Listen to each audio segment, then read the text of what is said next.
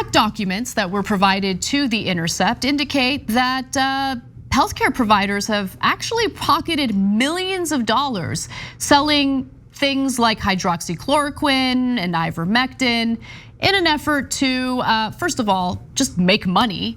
And while they do it, they spread disinformation about something that actually protects people from the coronavirus, which is the vaccine.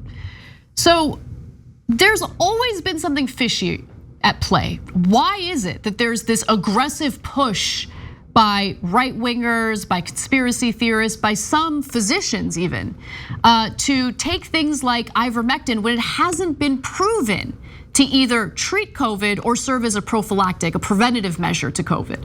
And why would anyone push for that when we have a proven method to prevent people from getting hospitalized or from dying due to coronavirus? And of course, that's the vaccine. Like, what's really going on? Well, the data indicate patients spent at least $15 million and potentially much more on consultations and medications combined.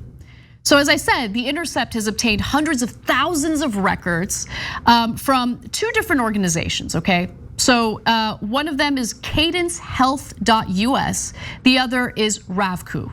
Now RAVCU actually fulfills or fills the prescriptions for things like hydroxychloroquine and ivermectin. And cadencehealth.us is part of the telemedicine industry. So those two parts of this puzzle are really, really important. And then there's the third part, right? And I would argue the most important part, which is the group of physicians that offer these prescriptions in the first place. So the hacked data includes information on 281,000 patients created in the Cadence Health database between July 16th and September 12th of 2021, 90% of whom were referred from America's Frontline Doctors. In just those 2 months, patients paid an estimated $6.7 million on consultations alone, okay? Now, America's Frontline Doctors, kooks. Funded by the Tea Party, they started out as a group that was just meant to defend the way Donald Trump was handling coronavirus. The first effort that they were involved in was to convince the public that reopening the country prematurely was a great idea. Later, they really made a splash in the press when they started promoting hydroxychloroquine. One of the physicians involved in this was the woman who had this insane rant about devil's semen. She also had this to say about hydroxychloroquine, which again has not been proven as a safe, effective treatment for COVID. Let's watch. This virus has a cure. It is called hydroxychloroquine, zinc, and Zitromax. I know people want to talk about mask. Hello, you don't need mask. There is a cure. I know they don't want to open schools. No, you don't need people to be locked down. There is prevention and there is a cure. Yeah, hydroxychloroquine was so dangerous. It had such an impact on the hearts of patients who participate in clinical trials that in places like Brazil, they literally had to stop the clinical trial. And it certainly did not serve as a preventative measure to COVID. We have close to 700,000 Americans dead as a result of this pandemic. And hydroxychloroquine was one of the first,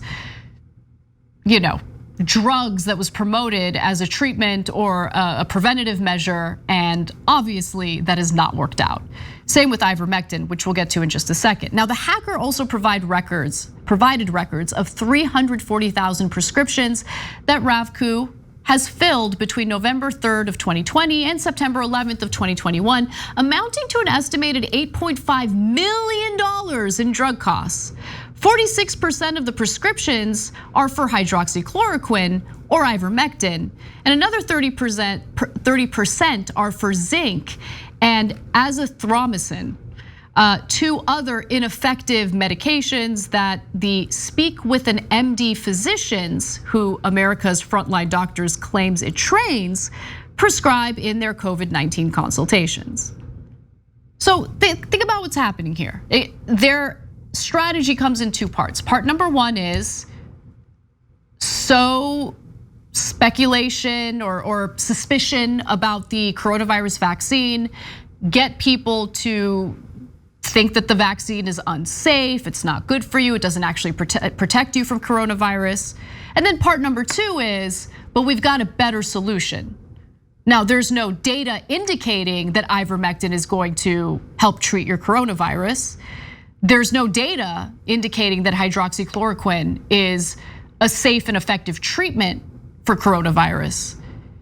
But doesn't matter, because what these people do is they prey on how much Americans distrust our institutions and, to be fair, pharmaceutical companies. I get it. I get the lack of trust in our institutions.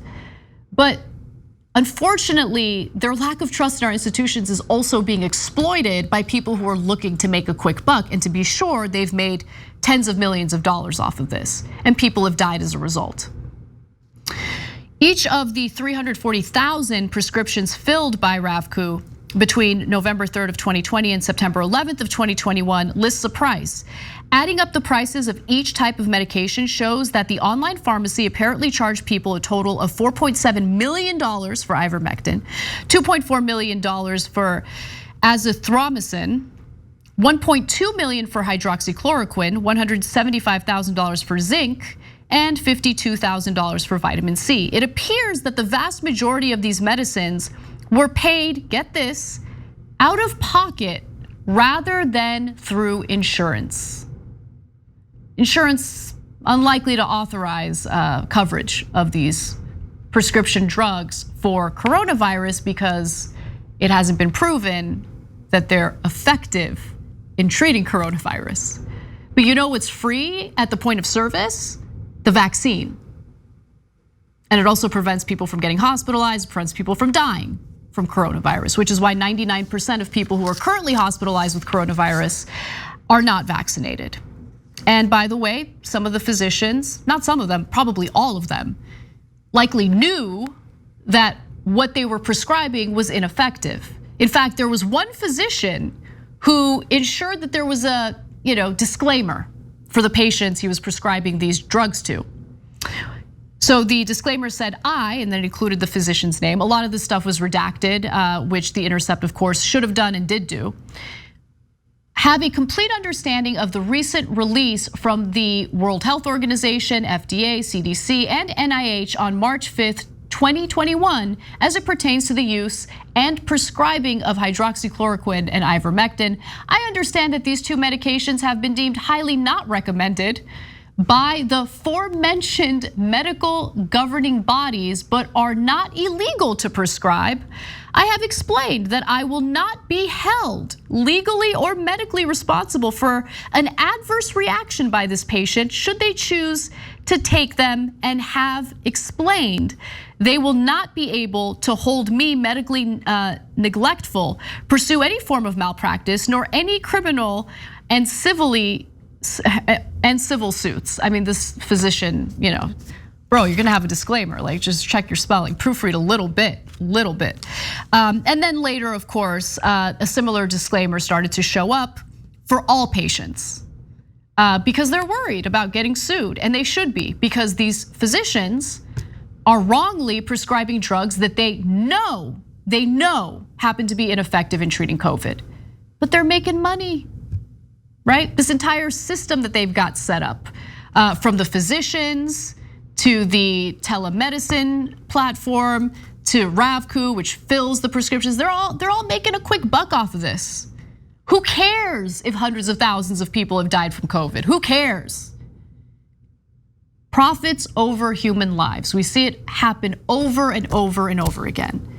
And so when Donald Trump loosened telemedicine regulations in the beginning of the pandemic, it made a lot of sense because people might want to see a doctor from the comfort of their own home, especially when we're in the middle of a pandemic having to do with a highly contagious virus. But the second those regulations were loosened, you've got the bad actors just coming in and taking full advantage.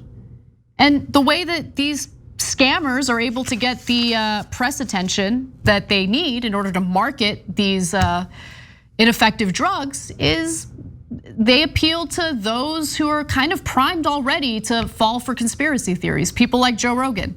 In fact, Dr. Simone Gold, who's the founder of America's Frontline Doctors, absolute whack job, thanked Joe Rogan after he published a video of himself saying that he's taking ivermectin.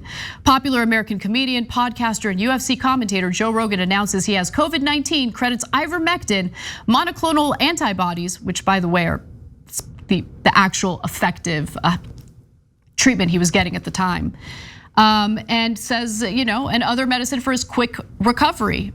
A wonderful, heartfelt thank you to modern medicine for pulling me out of this so quickly. Well, monoclonal antibodies certainly have shown a lot of promise. That other stuff though, which he took simultaneously, just garbage. But he did a great job promoting something that's ineffective and likely rob people of their money, and in some cases, likely their lives as well. So good job. Thanks for watching The Young Turks, really appreciate it. Another way to show support is through YouTube memberships.